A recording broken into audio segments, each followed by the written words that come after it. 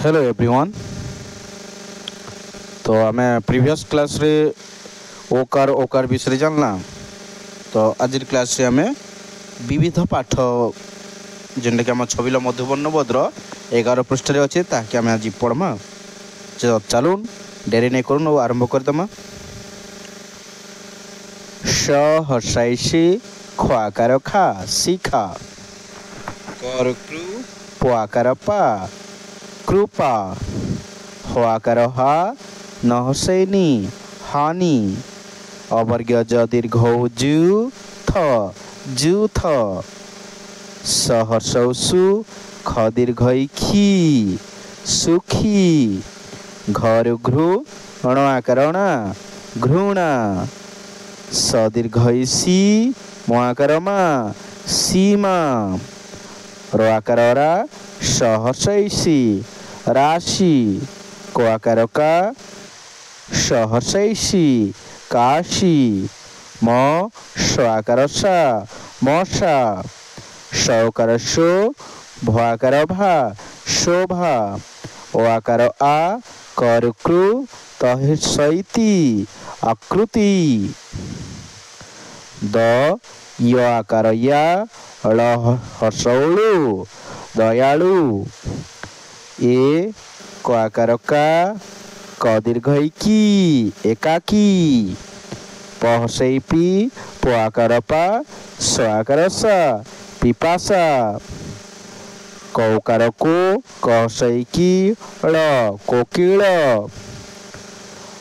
शौकार show ड़ श षोड़श मौकार मो हसै ही न दीर्घनी मोहिनी मईकार में ध्वाकार धा बदीर्घी मेधावी नहसैनी शयकार से ध निषेध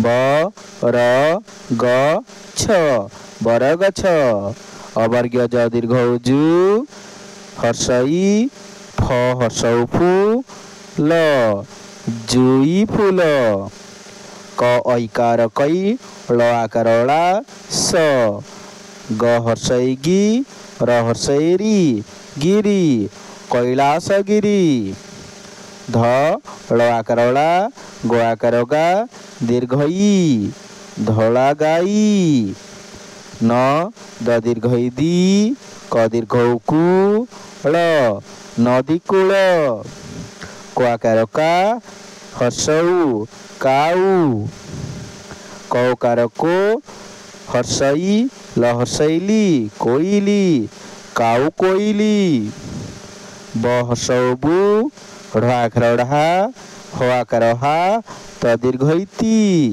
बुढ़ा हाथी महर्षैमी ठोआकार ठा बयकार बे ल मीठा बेल सौकार सो रहसैरी श सौरिष ग छ गछ सौरिष गछ क ळाकार ला घौकार घो ळाकार ळा कला घोड़ा ध ळाकार ला बरब्रु श धला वृष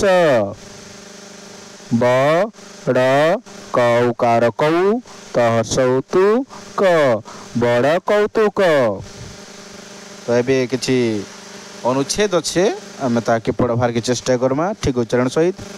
सकाळ हेलाणी उठ मुख धुआ शीतल पवन बहु अच्छी बाहर टिकिए बुली आस बगीचारे केते फूल फुटी अच्छी आहा फूल किपरि बासु अच्छी काऊ बोबाऊ अच्छी घर चटिया एठारू उड़ी सेठारे बसु अच्छी कजल पाती गछ उपरे बसी राबु अच्छी कुह कुह कोइली डाकु अच्छी आस बही घेनी पाठशाला को जीवा सेठारे मन देई पाठ पढ़िबा गुरु आदेश मानिबा बेल बेल बुड़िलाणी पाठशाला छुट्टी हेलाणी घर को जीवा चल घरे बही थोई देई माँ जहाँ खाइबा को देबे ताहा खाइबा।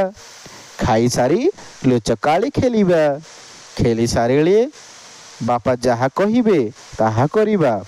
ଦିନ ବେଳେ ଯାହା ପଢ଼ିଥିବା ରାତିରେ ତାହାକୁ ଆଉ ଥରେ ପଢ଼ିବା। ପଢ଼ି ସାରି ଭାତ ଖାଇ ଶୋଇବା। ରେବତୀର ଘରେ ଢୋଲ ବାଜୁଅଛି। କୈଳାସର ଭଉଣୀ ଗୌରୀ ବହି ପଢ଼ୁଅଛି। ଗାଈ ବାଛୁରୀ ଆସ ଆସ ଖାଇବ ପରା ଦୁବ ଘାସ। ମୋର ପାଖରେ ହୁଅ ଛିଡ଼ା ଖାଇବ ଯେବେ ଘାସ ବିଡ଼ା। ଆରେ ମୋର ପୁଷି ଖାରେ ଯେତେ ଖୁସି। ଦୁଧ ଭାତ ପିଠା ଖାଇବ ଘି ପିଠା ମୋ ପାଖରେ ବସି ଖାରେ ମୋର ପୁଷି। যদি ভিডিওটি ভালো লাগলা তাহলে লাইক করুন, শেয়ার করুন, সাবস্ক্রাইব করুন। তো ধন্যবাদ।